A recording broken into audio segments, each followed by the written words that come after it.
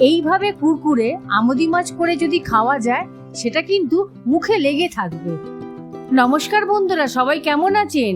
চলে এসেছি নতুন একটা রেসিপি নিয়ে মায়ের হেসেলে। আজকে কিন্তু খুব দুর্দান্ত স্বাদে কুরকুরে আমুদি মাছ ভাজা করব। তবে চলুন শুরু করা যাক। প্রথমে আমি 400 গ্রাম মতন আমুদি মাছ নিয়ে নিয়েছি। এর ওপরে একটা পেঁয়াজ বাটা দিয়ে দিচ্ছি, সাথে আমি বেশ কিছুটা রসুন বাটাও দিয়ে দিচ্ছি। পরিমাণ মতন কিছুটা তেল দিচ্ছি। এবার স্বাদ মতন নুন দিচ্ছি, কিছুটা পরিমাণ হলুদ দিচ্ছি, শেষে লঙ্কার গুঁড়োটা পরিমাণ মতন দিচ্ছি। চলুন, মশলা দেওয়া হয়ে গেছে। এবার মাছগুলো মশলার সাথে ভালো করে মাখিয়ে নিই। এই মশলাটা মাছের সঙ্গে ভালো করে মাখাতে হবে, যাতে মশলাটা মাছের সাথে ভালো করে মিশে যায়। মশলাটা ভালো করে মাখানোর পর যা গরম পড়েছে, ওদের একটু ফ্রিজে ঢুকিয়ে দিই, ওরা একটু শান্তি পাবে। এদিকে বড় একটা বোলের মধ্যে বড় চামচের 1 চামচে বেসন নিচ্ছি, তার মধ্যে 1 চামচে মতন সুজি দিচ্ছি, অল্প একটু খাবার সোডা দিচ্ছি। এবার পরিমাণ মতন জল দিয়ে ঘোল করে নেব। এবার পরিমাণ মতন নুন দিচ্ছি, হলুদ দিচ্ছি, শেষে কিছুটা লঙ্কার গুঁড়ো দিয়ে ব্যাটারটা তৈরি করে নিচ্ছি। ব্যাটারটা তৈরি হয়ে গেছে। ফ্রিজ থেকে বার করা মাছগুলো ব্যাটারের সাথে ভালো করে মাখিয়ে নিচ্ছি।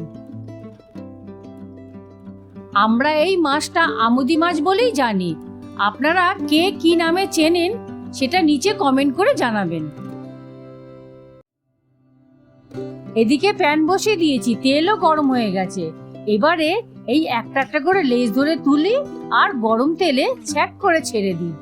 কেন ছাড়বো না বলুন তো? আমরা গরমে মরে যাচ্ছি, আর ওনারা ঠান্ডা বাক্সের মধ্যে ঢুকে বসে আছে। এটা কি মানা যায়? একবার হলো এই কুরকুরে আমুদি মাছ গরম ভাত ডাল দিয়ে বন্ধুরা খেয়ে দেখবেন, আর নিচে কমেন্ট করে জানাবেন কেমন লাগলো। আমরা সাধারণত এই মাছ নুন হলুদ মাখিয়ে ভাজা করে ডাল দিয়ে খাই, কিন্তু একবার হলো এই মশলা মাখিয়ে এই মাছ কুরকুরে ভাজা করে একবার খেয়ে দেখুন না কেমন লাগে। চলুন, এক পিঠটা ভাজা হয়ে গেছে, এবার মাছগুলো উল্টে দিই।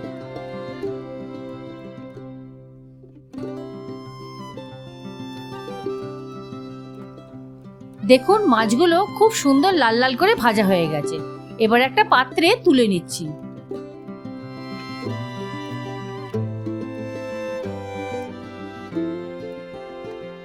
এইভাবেই বেচে বেচে মাছগুলো আমি ভেজে নিচ্ছি।